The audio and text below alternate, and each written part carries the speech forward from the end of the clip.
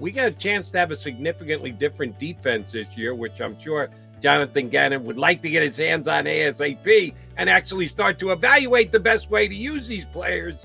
Only he's not going to get much of a chance to do that in OTAs, is he? No, certainly. But, I mean, part of it is he'll get to look at the back seven. He'll get to look at the corners and safeties, which might be the most important part of it all because there's such uncertainty at safety and there's, you got to integrate James Bradbury into the mix. He'll get plenty of time to look at those guys in 7-on-7s. The front, what can you do anyway?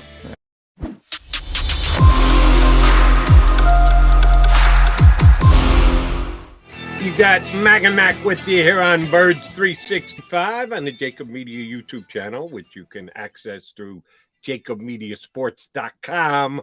However you got a hold of us. Thanks for jumping in, streaming in with us today on this OTA Thursday, which John McMullen suggests he could be getting an email today that says, come on down to the I expect that text at 6 tonight, 6-ish, after business hours. Is that usually the way they do it? Wait till after they don't give you a full day's notice in advance? Yeah, it depends. It always depends, but haven't gotten it yet, so I'm expecting the 6 o'clock. What does it depend on? Schedule, the head coach, how he wants to set things up, and they have to work around the schedule. So they do, I'll give the PR people credit. They do need to, carve out these times to where are we going to get to talk to the players, the coaches, before practice or after practice, things like so they have to figure out the windows is basically the bigger problem. But, maybe a little forward planning, maybe. No, it's been a couple of months since any kind of workout / activity has been attached to media availability that you guys have gotten. Last year, now, of course, Nick Sirianni went behind the years just getting underway with his first couple Eagle workouts, handled it one way. It did change at one point during the season last year, if I remember correctly, and I'm not one of you guys. I'm not there every single day. Didn't he go from after practice to before practice? How do you think it's going to lay out with your getting a chance to pick Nick's brain? I think it's going, you're right. It sort of became a comfort level, and he went, I think it was before and then after, which after's better because you got to see what happened on the field. But it's all timing and what he feels comfortable with. And, these 2 days, because they're going to have one day open this week, one day open next week, they're just trying to get through them. I don't think it's going to tell us much about the training camp schedule or the regular season schedule, which is a lot easier, the regular season, because you don't have to open up the whole practice and all that kind of stuff. So it basically comes down to what the coach is more comfortable with. And, there's coaches who want to be more clandestine and then they want to talk before practice because they don't have to deal with all the questions about practice and vice versa. Some like it, some don't want to deal with it. They want to focus on what they want to get accomplished. So it's all the feel of the coach, really. And that's true. And the head coach is the one who's implementing everything. And with the Eagles this offseason compared to last offseason, compared to the year before, there have been some pretty good changes. And every team in the NFL changes every single year, but some change more than others. Be interesting to see how the changes affect the Eagles this year. We know they're going to be actually doing less. Nick is on. He's already online, having said that they're not going to do much 11 on 11. Not in the OTAs. Zero. No 11 on 11. During these OTAs before they get to camp. So Jonathan Gannon needs to take his marching orders from the head coach, because the head coach and how he decide how much work is actually going to get done. And then the head coach tells his coordinators, here's the time you're going to have, and here's how we're going to go about doing this. I think Gannon's the one who's actually a little handicapped here, because I think the Eagles' defense will be more different this year compared to last year than the Eagles' offense will be. Yeah, you're plugging in A.J. Brown, which is going to be a major upgrade for the offense, but the offense is still very similar to the one that they finished up last season with. We got a chance to have a significantly different defense this year, which I'm sure Jonathan Gannon would like to get his hands on ASAP and actually start to evaluate the best way to use these players. Only he's not going to get much of a chance to do that in OTAs, is he? No, certainly. But I mean, part of it is he'll get to look at the back seven. He'll get to look at the corners and safeties, which might be the most important part of it all because there's such uncertainty at safety, and there's, you got to integrate James Bradbury into the mix. He'll get plenty of time to look at those guys in 7-on-7s. The brunt, what can you do anyway? There's no physicality. So that's kind of what I was talking about with Damo. It's like you're not allowed to practice it. So it's more about teaching and fundamentals and technique work. And they'll be doing all that stuff in individual drills. And then you don't know about the physicality until you have to be physical. And you're not allowed to be physical. So we're not going to learn anything about Jordan Davis as far as that part of the game and what kind of impact he's going to have, just like the offensive line. But we know the difference is we've seen enough of Jason Kelsey and Lane Johnson and even Jordan Mailata and Landon Dickerson as young players. You've seen it. You've seen how physical they are, and it's going to show up when it needs to show up. You don't know that about Jordan Davis. You hope. You don't know. We've talked about the impact, but you don't know. You don't know what Hassan Reddick's going to look like in this overhang sort of defense that Jonathan Gannon is envisioning because we haven't seen it. We've seen him in Carolina and Arizona, so a little bit from that standpoint, but until you see how it integrates here, the linebackers we've talked a lot about, because how do you fit those three pieces together? TJ Edwards, Kaiser White, and Kobe Dean. We're not going to get a lot of that until training camp, how it fits together. Right. So, but you'll get to look at the back seven a little bit. Well, I was going to say back seven. Is it really the back seven or is it the back four? If you're not going to be able to judge the linebackers, that kind of reduces 7-4, does it not? Well, 7-on-7s is the back seven. So you are going to have some linebackers mixing in, probably, and it's going to be interesting from that point. And, who's the nickel linebackers, who's the dime linebacker, at least early on. You generally aren't going to play, dime a whole heck of a lot, even in the modern NFL. You're not going to have 7 defensive backs on the field. Maybe, in 3rd and 30 situations, you might have it, but not much other than that.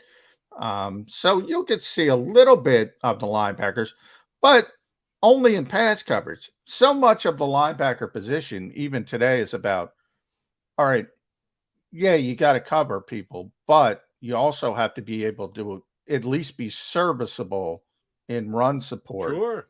And the serviceable in run support part of it, we're not going to know, Jody. We're not going to know until the pads come on, really. Right. That you never know, but that's every team. That's why I think Jonathan Gannon is kind of up against it here with these 6 days of OTAs. What is he really going to be able to learn? Not a whole of a lot, because how do you incorporate Jordan Davis into the offensive line? What kind of effect does it have? We're all suspecting that Hassan Reddick is going to be a major part of the Eagles' defense this year.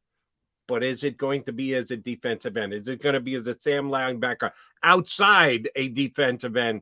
We're not going to get any clue of that during the next couple of weeks here until they actually put on pads, until they actually practice 11-on-11. We're all just speculating. Jonathan Gannon, would probably like to get some answers, but even if he get them, he wouldn't tip his hand and tell anybody. so they'll probably keep it under wraps when you guys are allowed in there. That's the thing that intrigues me about this team right now. And Jalen Hurts is the quarterback, and we're all going to talk about Jalen Hurts and everybody's list as to where he falls and what his future is. And the Eagles tried to get a better quarterback in Deshaun Watson and Russell Wilson, but now they're staying with Jalen. Yeah, the offense is the offense, and we know the offense drives the attention bus. But I think the more intriguing aspect of the Eagles this year is going to be the defense, because they've upgraded the talent. They've given Jonathan Gannon, quote unquote, weapons to work with. He's a debatable individual. Some people love him. Some people can't stand him. I think he did a pretty darn good job. If it's either a yay or a nay answer, I'd be more yay than nay, but I understand that last year he didn't have the ability to do everything he wanted. Will he have more an ability to do that with the roster changes the Eagles have made? Yeah, it's kind of frustrating that we think that we could be getting answers, but we're going to get nothing out of these 2 weeks of OTAs. And I kind of look at it a little bit differently. I don't look at it offense versus defense. I look at it passing game versus running game. You know, how many times have I said it, Jody? Nobody cares about the running game. And I say it in April. I say it in May. Now I'll say it in June. Nobody cares. Nobody cares. Nobody pays attention to it. Part of it is not only the way the game is shifted, but part of it is you can't care about it this time of year. There's nothing you can do anyway. I mean, you can hand the ball off. Kennedy Brooks, I was talking about with Damo, his wife's an Oklahoma gal. So, you know, is Kennedy Brooks going to be an undrafted rookie that might surprise people? Well, how the heck am I going to know? There's no pads. There's no physicality. I don't know what he's going to be able to do at the point of attack. I don't know if Kaiser White is a glorified safety playing linebackers. He's going to get run over by the Landon Dickersons of the world pulling, or Jordan Mailata. I don't know, because we're not going to get to see that. And it works on both sides of the ball. So we'll get to see the chemistry of the quarterback and the receivers, and we'll get to see the chemistry of the corners and the safeties. But then versus the running game, we're not going to get to see how Jordan Davis fits or Hassan Reddick, but we're also not going to see, you know, what are the running backs like at the point of attack. Here's the difference, though, Jody. We know the Eagles can run the football. We know how good the offensive line is. We know what the quarterback means to the running game is sort of that +1. So it was Miles Sanders, 5.5 yards per carry. You know, Boston Scott, 7 touchdowns and limited touches. Everybody, Kenny Gainwell, Jordan Howard, everybody could run the football behind that offensive line. Everybody. We don't know that about the defense. One of the biggest problems with the defense, their inability to stop the run. And the opposing offenses were too often in third and short situations. So we don't know that about the defense. So it is going to be more frustrating for the defense. But I think overall it's passing game we learn a little about, running game we learn zero. Zip. Give me the Jody Mack 0. I mean, not 100% when we do, I'll leave it open 2%. No, 0% about the running game. All right, but let me follow up with a question. And again, appreciate to all our streamers, not only those of you who are tuning in, but those of you who comment in our comment section. Guy commented just a couple of minutes ago, Tom Carey, we need a power running back. I still want to pound the rock and keep our OL happy.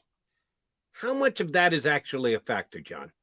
I guess I'm asking, run the ball. I'm asking you to jump into the mind of Nick Sirianni and Kevin Patullo and everyone who's involved with putting the Eagle game plan together on a week-in, week-out basis. You just yourself mentioned how good our offensive line is. That's why the Eagles led the league in rushing last year.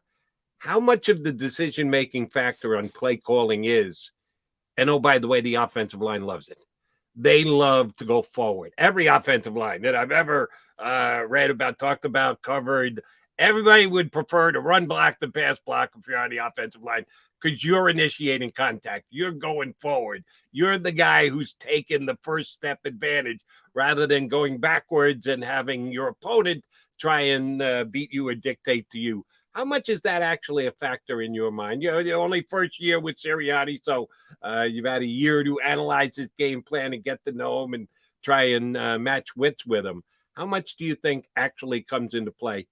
Yeah, we can really make our offensive linemen happy by calling running plays. I was going to go when you were talking, I was going to go 0%, but I won't go 0. I'll go up to 5%. Sometimes when you're in the game and, people get fired up and the offensive line is blowing people off the ball, maybe Lane will go up to Nick and say, "Let's go," something like that. And, you keep riding the momentum. So I'll say a little bit, but not much more than that.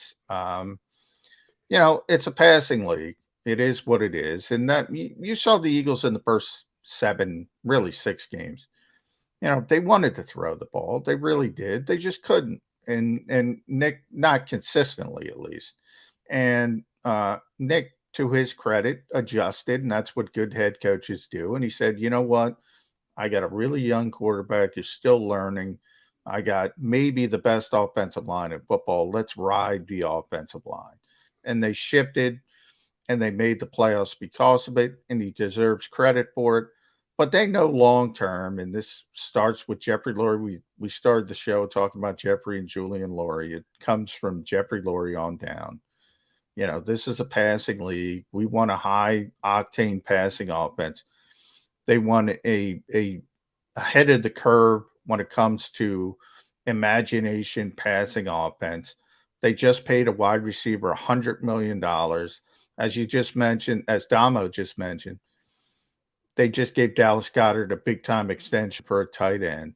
They want to throw the football. They drafted Devontae Smith at number 10 overall. They don't want to not use these players. They want to throw the football.